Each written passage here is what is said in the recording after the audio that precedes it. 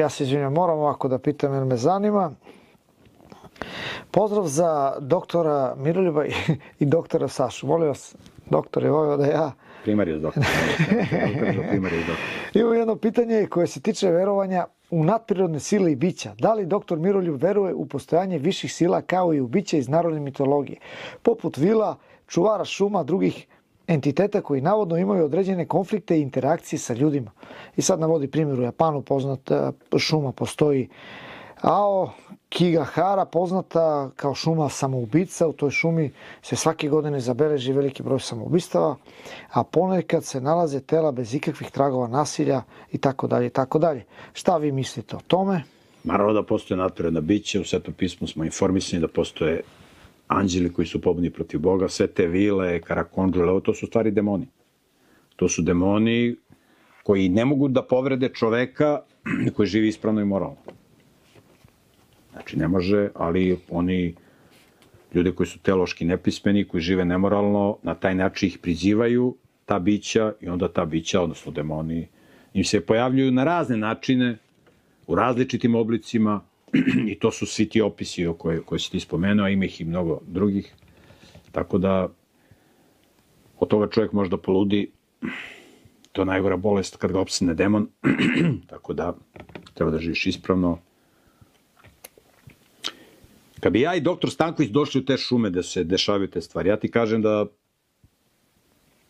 ništa se ne bi desilo. Demoni bi se razbežali kao miševi. Tu gde dođe pobožan čovjek, tu demon ne može da prisustuje.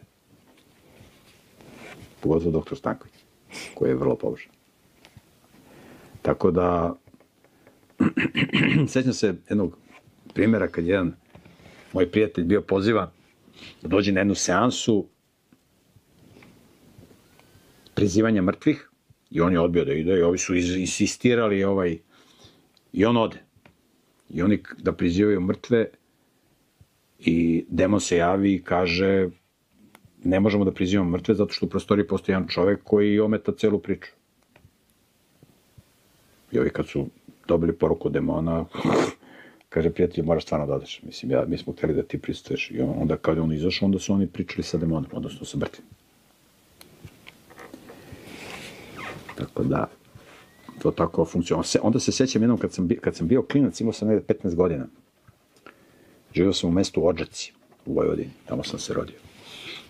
I u domu omladine je bilo gostovanje nekog hipnotizera. Mi tad nismo znali šta je hipnotizer. I taj hipnotizer je tražio dobrovoljce koji će izađu na binu, i onda je... A pre toga je tražio da jedna osoba napusti salu. I kaže, ovde ima jedna osoba koja je religiozna na jedan pogrešan način, ja bih molio tu osobu, ona zna koja je u pitanju, da napusti salu. Kako na pogrešan način? Da. I meni je to bilo čudno. Kaže, ona zna ko je to. Ja bih molio stvarno da ta osoba izađe. I onda ustala jedna žena i izašla. I onda je on pozvao ljude, dobrovoljci, izašlo njih 10, onda je on sa njima malo pričao, onda je dvojicu spustio dole, da dođu druga dvojica. Tačno mu demon kaže sa kim može da manipuliše, s kim ne može. A ova žena je očigledno bila neka religiozna koja je tu smetala. Tu gde ima jedan pobožan čovek, demoni ne mogu da prisutuju.